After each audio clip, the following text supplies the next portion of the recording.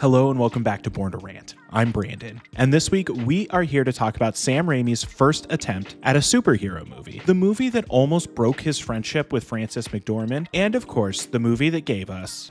If you're not going to kill me, I have things to do. That's right. Today, we are talking about how 1990's Darkman came to be, everything that makes it a cult classic, and its legacy over 30 years later.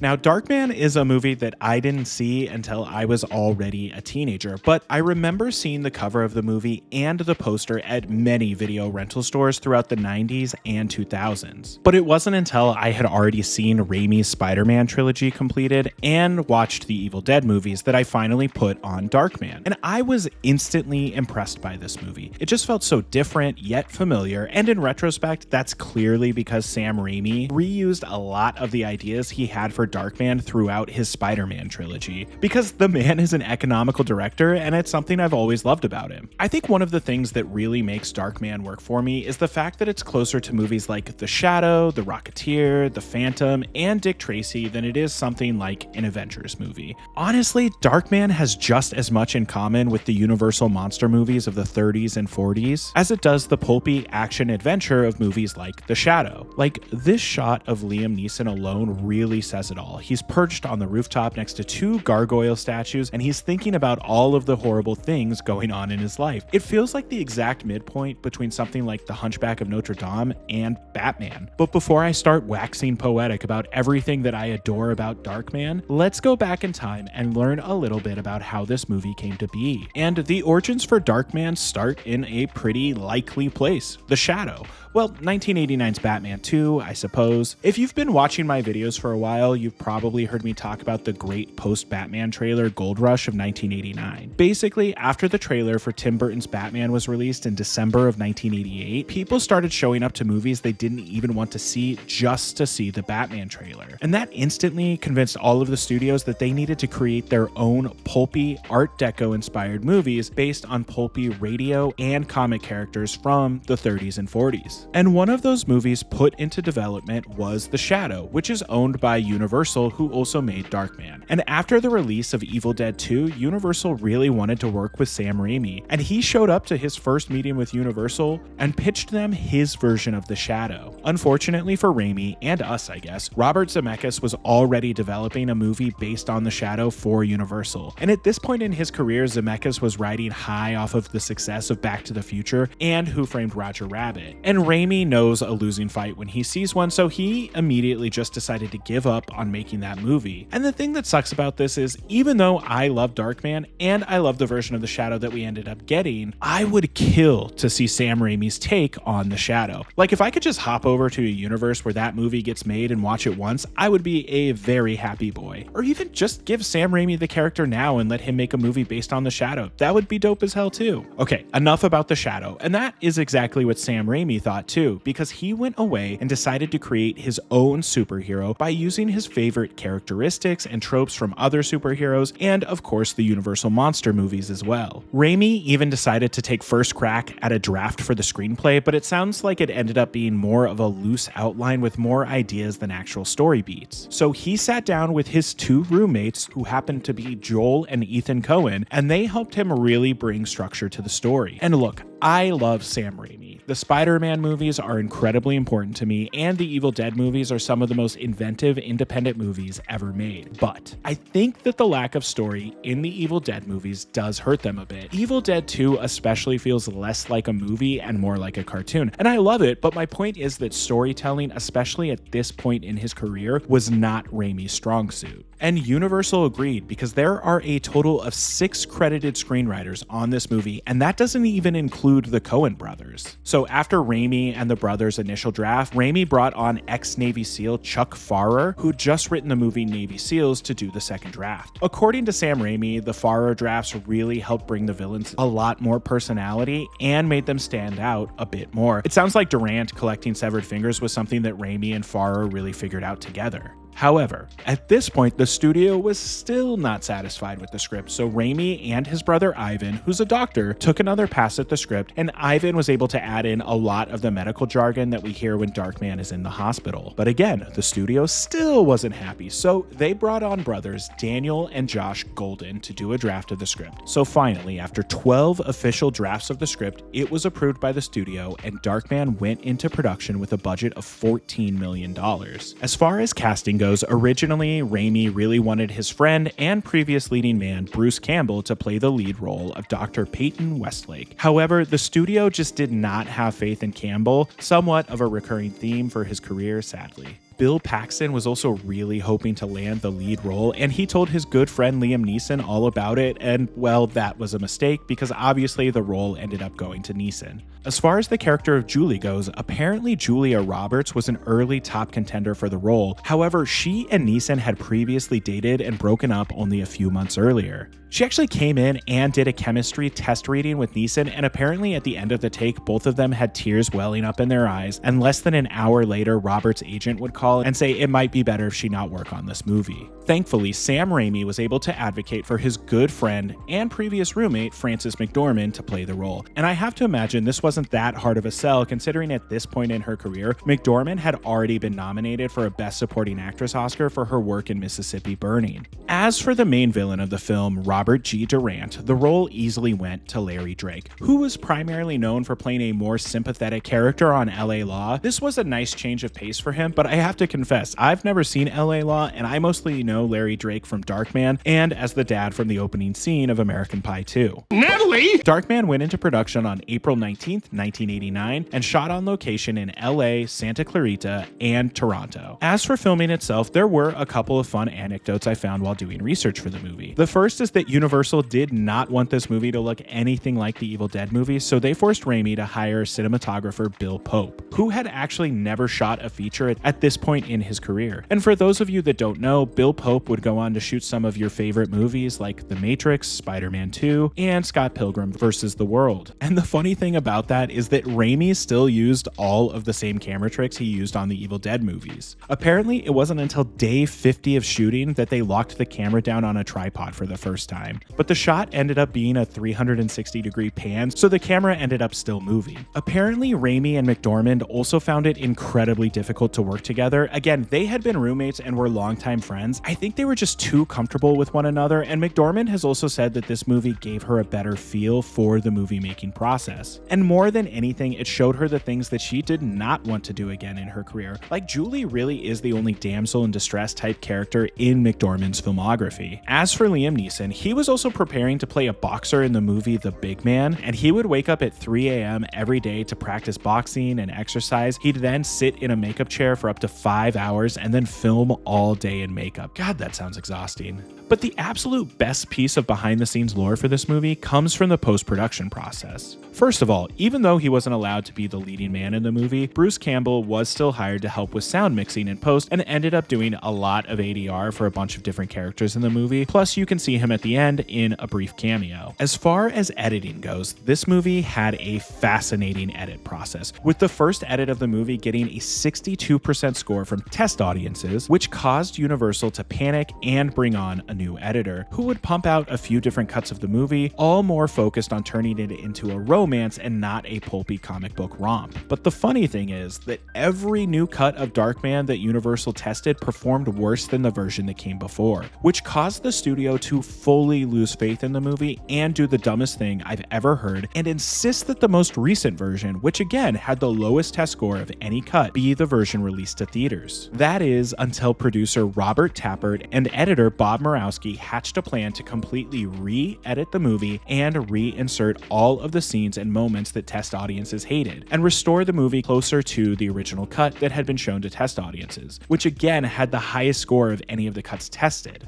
So Tappert, Murawski, and Raimi spent 48 hours locked in the editing bay, completely re-editing Darkman from the ground up and unlocking the final cut. And when this version was shown to Universal, apparently the executive, Tom Pollock, had a nuclear meltdown and really screamed at both Sam and the Bobs. But they reminded him that the picture was locked, the sound mix was done, the negative had been cut, and critic screenings were in less than 48 hours. And wouldn't you know it, when Darkman was released on August 24th, 1990, it was #1 at the box office, making $8 million opening weekend against its $14 million budget, and Darkman would go on to make a domestic total of $33.8 million, making it an objective success for Universal and giving Sam Raimi his first #1 opening weekend of his career. Surprisingly, critics also quite liked Darkman, with many of them praising Sam Raimi for his understanding of the tone and style of the world he created for the movie. And with all of that out of the way, I think it's time we dive deep into Sam Raimi's Darkman and everything that makes it stick with us. The opening sequence of Darkman is one of the most fun opening sequences in any Sam Raimi movie. I might even take it over pizza time. We begin by overhearing Jesse Lawrence Ferguson's Eddie Black on the phone and yelling about a meeting he has coming up with someone trying to take over his turf. And I just love Ferguson's performance here. It's so silly and over the top, and combined with the ridiculous dialogue, it's just a good time. Our primary antagonist, Robert G. Durant, and his men show up to Eddie's for a meeting, and we get what I personally think is the best joke in the movie. I was engaged to a girl once with a wooden leg. Yeah? What happened? Had to break it off. Actually, that's not even true, because right after this, Smiley removes Skip's leg and reveals it to be a machine gun, and this entire action sequence is pure Raimi nonsense, and I mean that in the absolute best way possible. But nothing tops the aftermath of the shootout when Skip is hopping up and down and Smiley sticks his arm out for him to rest on. So stupid and funny, and I like that the sequence ends with Durant cutting off all of Eddie's fingers with his cigar cutter. It really creates some darkness for Durant and introduces us to his finger fetish. The movie then cuts to the main credits, which are of course excellent. The smoke and black letters with a red outer glow just look so cool and really capture the vibe of the movie well. We're also introduced to Danny Elfman's score, and Elfman was coming off doing the back-to-back scores for Batman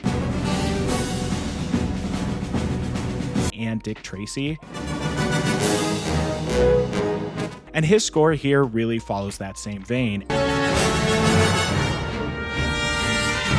as would his Spider-Man score a decade later. After the credits, we're introduced to our main character, Dr. Peyton Westlake, great comic book name by the way, as well as his assistant, Yakatito, played by Nelson Machida. And the two are working on developing a synthetic skin that can be 3D printed via holograms, honestly weirdly ahead of its time. We learn that the two are working on this project, but for some reason, the synthetic skin will only hold its shape for 99 minutes before doing this cool bubbling effect and melting. I wonder if that time limit will come back into play later. Later that evening, we're introduced to Julie Hastings, Peyton's longtime girlfriend, and their relationship. We see how loving and playful they are together as they look through old photos on a slideshow. The next morning, Julie calls her boss to tell him about a document she found, the Belisarius Memorandum. And like a dummy, Peyton accidentally sets her coffee on top of the document, leaving a small coffee ring stain. I wonder if this will come back into play later. So Julie leaves to confront Louis Strack about the document that shows he's been bribing officials to get his new construction project underway, and strangely enough, he cops to the bribes immediately. He also warns her that criminals like Robert Durant may want the Belisarius Memorandum to undermine his efforts. He asks her for the document back, and she says she doesn't have it, having left it behind with Peyton for some reason. Cut to Peyton and Yakatito continuing their experiments, this time in the dark, which leads them to discover that their synthetic skin is in fact photosensitive and holds its shape better in the dark. And I really love the shot of Neeson monologuing in the dark about what makes the dark so effective for their skin. It's just a great shot. Unfortunately, Durant and his men show up looking for the Belisarius Memorandum, and I think this is my favorite sequence in the entire movie. First of all, the reveal of Durant's goons is just excellent. I love that Skip is still hopping up and down because Smiley is still using his machine gun leg. Like, why? I also love that Skip is still smiling like an evil lunatic while hopping. For my money, this is also where Bill Pope's cinematography really begins to shine. Like I said earlier, Darkman was the first film that Bill Pope worked on as a cinematographer, but he was no slouch slouch either. At this point in his career, he'd already shot music videos for groups like Rod Stewart, the Bangles, and he even shot the video for Metallica's One, which is the best music video in Metallica's catalog. Feel free to tell me I'm wrong in the comments, but I'll just tell you you're wrong back. But seriously, Pope's cinematography here really brings the movie to life. Like I said, all of the goons are lit with spotlights, and because Peyton and his assistant were experimenting in the dark, it means that the entire lab has these great shadows, and I love these little off-screen flashes as Yakatito is getting the shit beat out of him. Plus, there's the way the camera goes from being a wide shot showing Peyton getting slammed into these glass cabinets to being Peyton's POV getting smashed into the glass cabinets to finally the glass cabinets POV as Peyton is getting smashed into them. The camera even tracks over as he's getting smashed into the cabinet. It's so stupid and funny, and again, for me, this is the sequence that makes this movie really click for me. Even the death of Yakatito is excellent. They put a bag over his head, and when Peyton begs them to let him breathe. And the only real reason I wanted to call this out is that I love how Ted Raimi plays this like it's the first time his character has ever killed anyone. The sequence ends with Peyton bloodied and burned, trying to make his way to this lighter before his entire lab explodes. Unfortunately, he's a few seconds too late and he gets blown sky high, which gives us the best transition of the movie as Julie watches the building burn to standing at the cemetery by herself mourning Peyton's death. Feels very comic book. Meanwhile, we find that Peyton did in fact survive the explosion and his body is covered in severe burns. And we get this burn doctor explaining the experimental procedure they've performed on him, allowing him to be free of the pain from his burns, but this comes with the side effect of amplified rage and strength, a great combination. Plus, we also get this cool little CGI shot of Peyton's DNA being affected, which Raimi would use again in Spider-Man. So as the doctors talk about the burn victims, Peyton awakens and breaks out of the hospital and tries to find Julie, only to discover how horribly burned and disfigured he now is. Once Darkman understands his situation, he finds an abandoned building and begins rebuilding his lab. Kind of like Doc Ock in Spider-Man 2, but now that Darkman has established himself a lab, it's time for him to do some light stalking of Julie, which luckily brings Durant and Rick into sight as well. And I love the scene of Darkman torturing Rick in the sewer and then sticking his head through the manhole cover here. This is pure uncut Raimi. So now that Darkman has spoken to Rick, he develops a revenge plan that will get him all the funding he needs to complete his lab and complete his work on the synthetic skin so that he can get his life back. The first part of Darkman's plan involves the henchman Paulie and his routine of picking up money at a local deli. So Darkman makes himself a Paulie face, knocks Paulie out, plants 2 plane tickets for Paulie and Rick in the apartment, then goes to the deli as Paulie and steals the money. This of course doesn't make Durant very happy, so he orders Paulie thrown out his window, and you guys, this is such a cool stunt. Like, this is clearly a stuntman and not a dummy doing 99% of this fall. We then get this awesome shot of Darkman brooding next to a couple of stone gargoyles, followed by him having a full-blown mental breakdown in his lab. But after his breakdown, Darkman is finally able to take on the persona of Peyton once again, and his first order of business is seeing Julie, who's happy to see him but is also understandably incredibly freaked out. But the two are able to more or less reconcile. However, Peyton is obviously only able to see her for 90 minutes at a time, making things extra complicated. It's then time for the next part of Darkman's plan, which sees him dressing as Durant and killing a convenience store worker before turning to the camera and announcing his name. This leads to the real Durant quickly being arrested, while Darkman makes his way to Hung Fat to collect more of Durant's cash. So once Darkman makes his escape with Durant's cash, he meets up with Julie for what I would say is probably the most iconic scene in the movie, with Peyton trying to win a stuffed pink elephant at a carnival, but when the carnival worker refuses to give it to him, Peyton snaps and breaks the worker's fingers before saying, "Thank the fucking elephant,"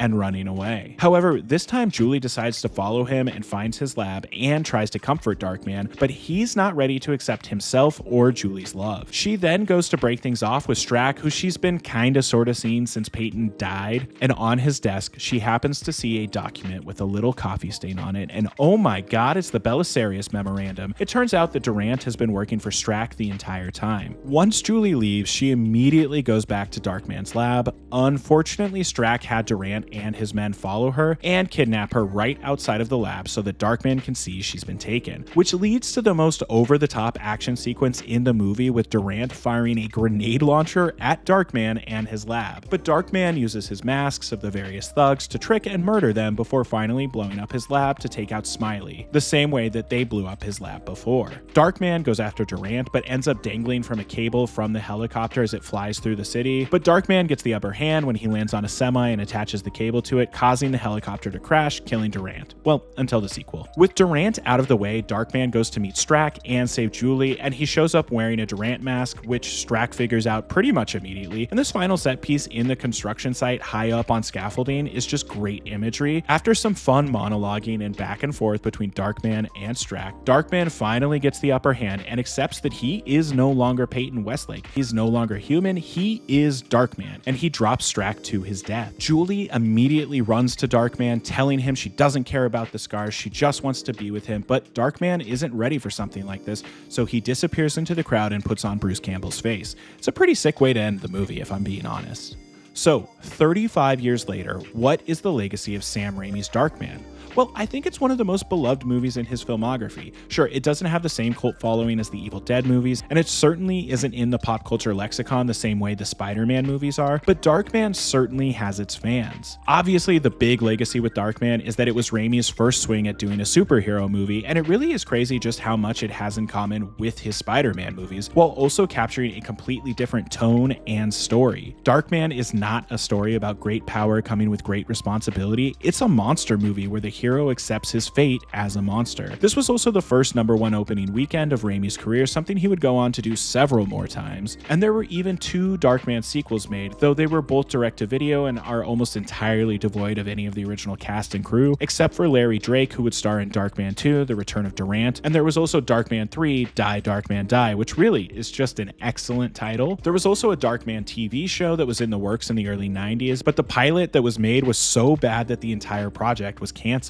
In the last few years, Liam Neeson has been asked a few times about returning for a proper Darkman sequel, and he's said that he'd be willing to at least read a script and consider it, but there hasn't been any real news aside from that. Personally, I don't need a Darkman Legacy sequel. If it was directed by Sam Raimi, sure, I'd be interested and probably end up seeing it, but I'd really rather Sam Raimi worked on something new and different. If you've made it this far into the video, thank you for watching, and a special thank you to my patrons who produced this video. You all make these videos possible. If you'd like to be credited as an executive producer or producer, you can find a link to the Patreon in the description below. Patrons get to help me pick which movies to cover on the channel, early access to videos, and access to an exclusive Discord server. Born to Rant is a completely independent channel, and I use absolutely no AI in the making of my videos, so please don't forget to like, subscribe, and turn on notifications. We release new videos covering all of your childhood favorites every Thursday at 7 a.m. Pacific time. Okay, thank you. Bye-bye.